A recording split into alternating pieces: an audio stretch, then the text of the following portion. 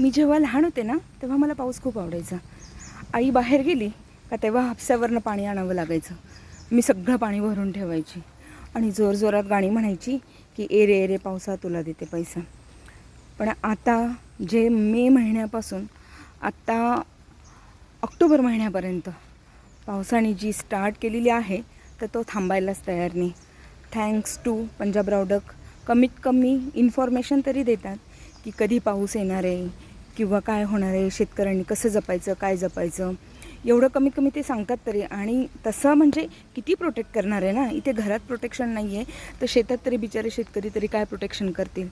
आणि आमच्यासारख्यांना ड्युटीवर येण्यासाठी इतका ट्रबल होतं आहे ना. पण आता मी सध्या आहे ना सर्च ऑपरेशन चालू केलेलं आहे की हे गाणं कोणी क्रिएट केलं आणि सध्या कुणी म्हटलं आहे ते ए रे ए रे पावसात तुला देतो पैसा. मला जर सापडला ना तो माणूस तर त्याला मी 2 दिवस आहे ना पूर्ण पावसात उभं करणार आहे. कारण आता खूप कंटाळा आलेला आहे पावसाचा. एवढा आवडती कोणतीही आवडती वस्तू असो ती प्रमाणापेक्षा जास्त झाली ना तर ती नकोशी होते.